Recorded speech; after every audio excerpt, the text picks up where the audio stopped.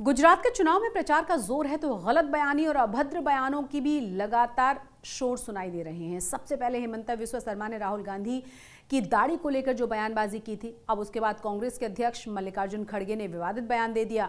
एक दिन पहले उन्होंने पीएम को झूठों का सरदार कह डाला था और अब उन्होंने पीएम की तुलना कर दी है रावण से। भारत माता की कितने हैं भाई? क्या आपके रावण के जैसा 100 मुख है? क्या है? મને મોતનો સોદાગરો પણ કહ્યો, અરે તમે તો મને ગંદી નાળીનો કીડો પણ કીધો। વંદે બોલો ભારત માતા की।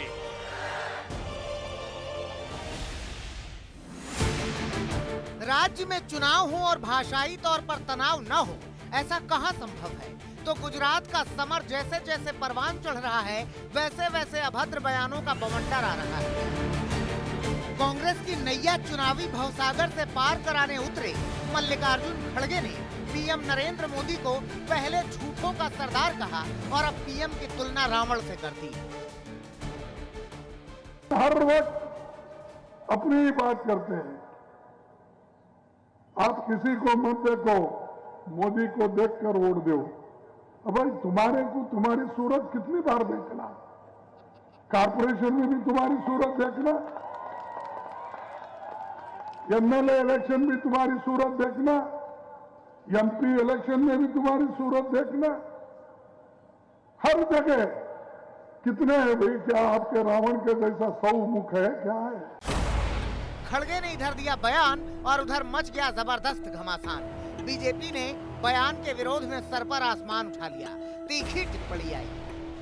यह गुजरात का अपमान है और खड़गे साहब, सोनिया जी के कहने पर आपने गुजरात में जाके गुजरात की मिट्टी पर खड़े होकर गुजरात के बेटे के लिए जिस प्रकार के शब्दों का प्रयोग किया है, उससे कांग्रेस को आईना दिखाने का काम गुजरात की जनता करेगी।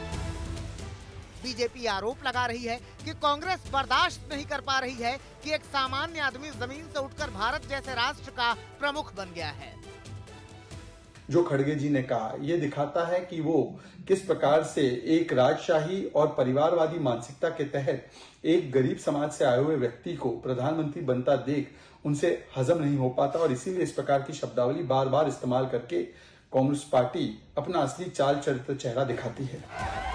अच्छा, मजेदार बात सुनिए, बीजेपी तो कांग्रेस के वार पर पलटवार कर ही रही है, मगर सीपीएम भी कांग्रेस के नए नवेले अध्यक्ष को ताने मार रही है। खड़गे जी को तो अपने गिरेबान में झांकने की जरूरत है। उनको सोचना चाहिए कि आखिर कांग्रेस हमलावर होकर के पिछले 5 सालों में भारतीय जनता पार्टी की सरकार का विरोध क्यों नहीं कर रही है। अगर वो लगातार विरोध करती, उसके खिलाफ आंदोलन करती, तो आज उसकी ये स्थिति नहीं होती जो गुजरात में है। आज वो मतलब काफ़ी चोट पहुंचाने की स्थिति में होती। गुजरात में पहले चरण का चुनाव 1 दिसंबर को है, मगर उसके पहले बदजुबानी बेशुमार है। शुरुआत असम के मुख्यमंत्री हिमंता बिस्वा शर्मा ने की, जब उन्होंने राहुल गांधी के दाढ़ी पर टिप्पणी की थी। अभी अभी मैं देखा उनका चेहरा भी चेंज हो गया है। मैं थोड़ा दिन पहले टीवी का इंटरव्यू में बोला हूँ कि ठीक है, चेहरा अगर थोड़ा चेंज हुआ है कोई बुरी नहीं है, लेकिन आपको चेहरा चेंज ही करना है तो थोड़ा वल्लभ भाई पटेल जैसा कर लो, या तो नहीं तो जवाहरलाल नेहरू जैसा कर लो, वो भी चलेगा। गांधी जी जैसा होने से तो और अच्छा है, लेकिन आपका चेहरा सद्दाम हुसैन जैसा क्यों होते जा रहा है? हेमंता के इस बयान पर कांग्रेस तिलमिला उठी थी और कांग्रेस की नेता अलका लांबा भाषाई मर्यादा को कुचलते हुए एक कदम आगे निकल गई। अभी तक हेमंत बिस्वा करते रहे। एक वाक्य वो बताते थे जब कांग्रेस छोड़ कर गए कि वो श्री राहुल गांधी जी को जब मिलने गए तो श्री राहुल गांधी जी हेमंत बिस्वा से अधिक महत्व अपने वफादार कुत्ते को दे रहे थे, उसे बिस्किट खिला रहे थे। मुझे लगता है वो बिल्कुल सही कर रहे थे कि उन्होंने आपको समय देने की बजाय अपने एक वफादार कुत्ते को महत्व दिया। हेमंता के बयान पर बवाल मचा ही था कि उन्होंने राहुल गांधी पर ही एक और बयान दिया। लुक को लेकर हमलावर है। सद्दाम हुसैन से उनकी तुलना करने की क्या जरूरत है?